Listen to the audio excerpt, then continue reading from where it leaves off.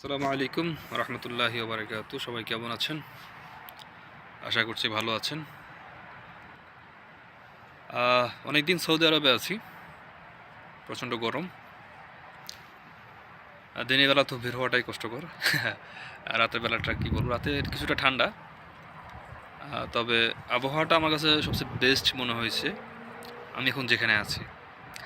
আমি তার আগে আল উলাতে ছিলাম, ওইখানে তো সন্ধ্যার পরে দিনে যাই গরম থাকুক, রাতের বেলা ঠান্ডা। ঠান্ডা বলতে অনেক শীত পড়ে গরমকালে। আমি আরও 1 মাস 1.5 মাস আগে ছিলাম ওইখানে।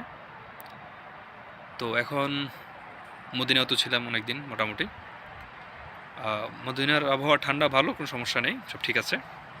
এখানের আবহাওয়াটা আমার কাছে সবচেয়ে বেটার মনে হয়েছে, অর্থাৎ সৌদি আরবে যেখানে ছিলাম সন্ধ্যার পরের আবহাওয়াটা বা রাতের আবহাওয়াটা সবচেয়ে বেটার মনে হয়েছে আমার এখানে, যেখানে আমি আছি। এখন আমি আছি তাইপে।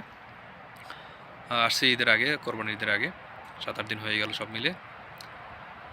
তো আমার কাছে এখানের রাতের আবহাওয়া, অর্থাৎ মানে এশার মাগরিবের 1 ঘন্টা আগ থেকে শুরু করে সকাল পর্যন্ত আবহাওয়াটা মোটামুটি বাংলাদেশের মতো মনে হচ্ছে আমার কাছে। এখানে না বেশি ঠান্ডা না বেশি গরম। রাতেরটা, দিনেরটা তো তেমন দিনে আসলে আমার দিনে বেশি একটা বের হওয়া হয় নাই। দিনের আবহাওয়ার কথা বলতে পারবো না, কারণ আমার দিনের বেলা ঘুমাইতে হয়, রাতের বেলা সজাগ থাকতে হয় সেই হিসাবে। তো আপনাদের কাছে যারা সৌদি আরব আসছেন বা আছেন, তাদের কাছে জানার কি উদ্দেশ্য যে কোন জায়গার আবহাওয়ার কী অবস্থা। আমার কাছে মনে হয়েছে যে তাইফের আবহাওয়াটা রাত্রিকালীনটা সেম সেম বাংলাদেশের মতো, বাট অন্য এলাকারটা একটু কম বেশি। আর রিয়াদে ছিলেন, রিয়াদে তো দিন রাত নাই, সবসময় গরম।